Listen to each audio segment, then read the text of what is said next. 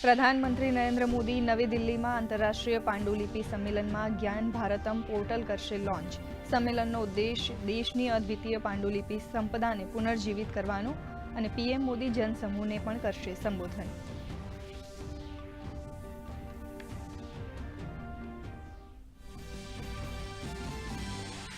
CP Radhakrishnan આજે ઉપરાષ્ટ્રપતિ પદના લેશે શપથ।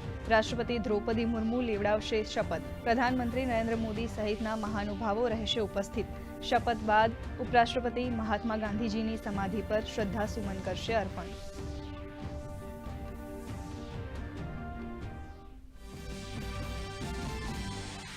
નેપાળમાં વચગાળાની સરકાર રચવાની કવાયત બની ઝડપી। સુશીલા કાર્કી સહિત ઘણા નામો ચર્ચામાં। રાષ્ટ્રપતિ રામચંદ્ર કુરેલે જનતાને સંયમ રાખવાની કરી અપીલ। નેપાળમાં ફસાયેલા પ્રવાસીઓને પરત લાવવા વિદેશ મંત્રાલય કાઠમાંડુ દૂતાવાસના સતત સંપર્કમાં।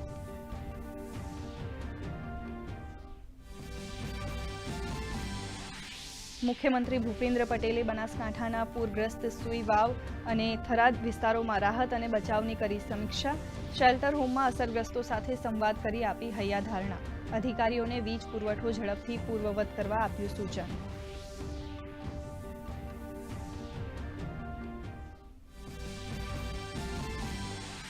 દેશમાં પ્રથમવાર ગ્રીન વ્હીકલ પોલિસી લોન્ચ કરશે સુરત। આ પોલિસીમાં ઈવી વ્હીકલ ટેક્સમાં મોટી રાહત આપવાનો નિર્ણય।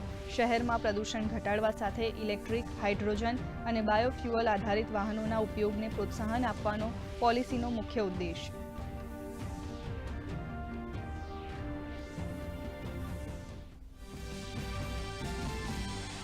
રાજ્યમાં ઘટ્યું વરસાદનું જોર। 2 દિવસ ગાજવીજ સાથે માત્ર હળવાથી મધ્યમ ઝાપટાની હવામાન વિભાગની આગાહી। તો 14 અને 15 સપ્ટેમ્બરે સુરત, તાપી, ડાંગ સહિત દક્ષિણ ગુજરાતમાં યલો એલર્ટ।